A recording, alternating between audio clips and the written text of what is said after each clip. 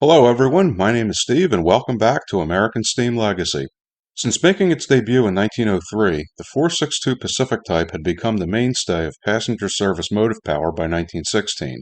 The 10-wheeler and the 442 Atlantics lacked the steaming capacity and the tractive effort required to handle passenger trains of ever-increasing weight. The 462's longevity seemed secure heading into the second decade of the 20th century, but the U.S. entry into World War I created a situation that almost made the Pacific surplus to requirements. With only 186 Pacifics produced between 1918 and 1920, only the 6 and 8 coupled USRA articulated saw fewer units produced. So how did the Pacific go from being everyone's crush in 1916 to the ugliest girl at the dance in 1918? With all things considered, should the USRA have even bothered to include the Pacific among its standard types? We'll look into these questions and more coming up next on American Steam Legacy.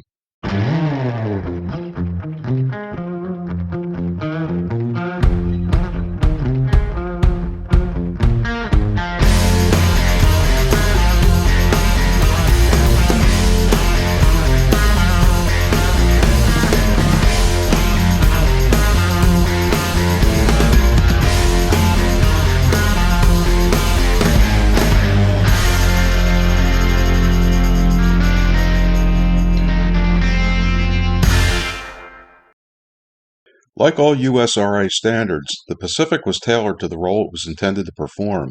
Since the 462 was primarily a passenger locomotive, its dimensions had to take into account existing passenger platforms, among other things.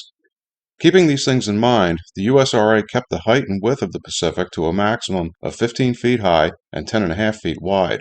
This is one of the many aspects the USRA Pacifics shared with the standard Mikados.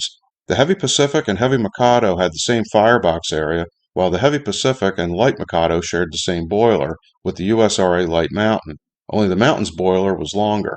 The Light Pacific and Light Mike had the same firebox area, but the Light Pacific's boiler wasn't shared with any other USRA road engine. The tenders were of the same overall design as those supplied with the USRA switchers.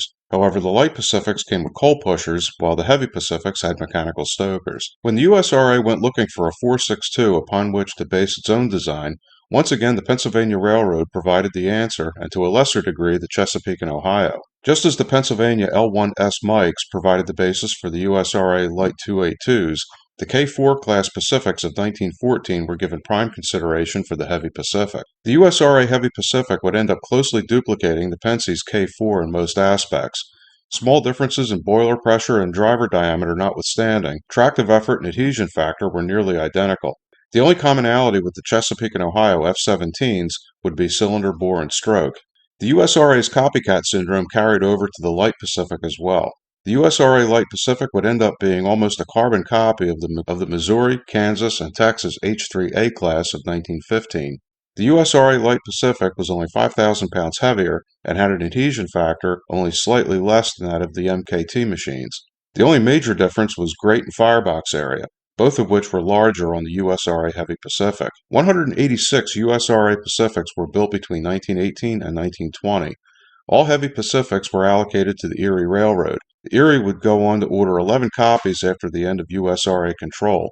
The Light Pacifics wouldn't arrive until after the war was over. 81 USRA 462s were divided up among 3 railroads. The Atlantic Coast Line received 45, the Baltimore and Ohio would take 30, and the Louisville and Nashville would receive 6. All 3 railroads would later order 15 to 25 copies after the dissolution of the USRA. The production numbers for the Pacifics are surprisingly low, especially for a road engine. Even the diminutive 6-coupled switcher was built in larger quantities. So what explains the seeming unpopularity of the USRA Pacific? Was the Pacific a victim of temporary circumstance, or was this a foreshadowing of what was to come less than a decade later? 2 things are certain. The federal government strongly discouraged civilian travel during the U.S. involvement in World War I.